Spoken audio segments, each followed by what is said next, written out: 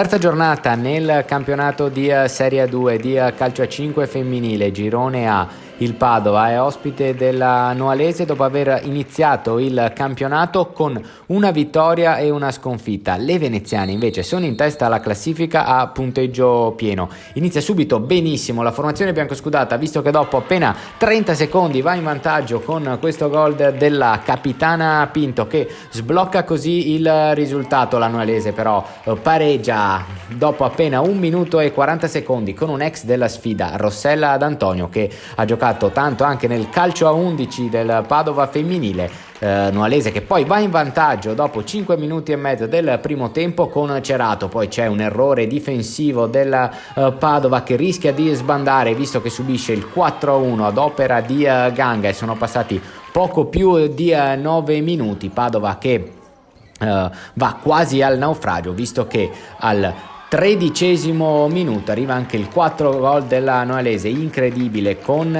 Cerato deve reagire la formazione biancoscudata possibilmente entro la fine del primo tempo, e così dopo questo bello scambio, questo tiro insidioso, va a segno Silva, che riapre la partita al 14° minuto. Ma non è finita qui, perché la stessa Silva trova la doppietta dopo 16 minuti del secondo tempo, a completare una rimonta che è veramente incredibile.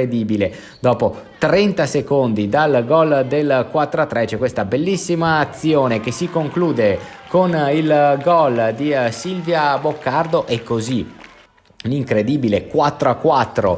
Ma non è finito il primo tempo, perché trova la doppietta anche Rossella D'Antonio agli sgoccioli della prima frazione, che si conclude con un incredibile 5-4. Si arriva nel secondo tempo ed un'altra ex della sfida, Marta Michelona, a segnare il gol che potrebbe spezzare le ali al Padova, perché è il gol del 6-4. Ma una partita così pazza non può finire in questo modo, e così il Padova la riapre dopo 4 minuti e mezzo del secondo tempo con Fernandez, e il Padova che trova ancora una volta l'ennesimo pareggio con Giacomatti. Sono passati 13 minuti e 28 secondi di un secondo tempo incredibile, come l'era stato il primo, anche perché non è finita. Marta Michelon, la doppietta anche per lui, ex letali per il Padova, che si trova ancora sotto 7-6. È finita qui? Ebbene no, perché c'è l'ultimo gol a 40 secondi dalla fine, lo segna Silva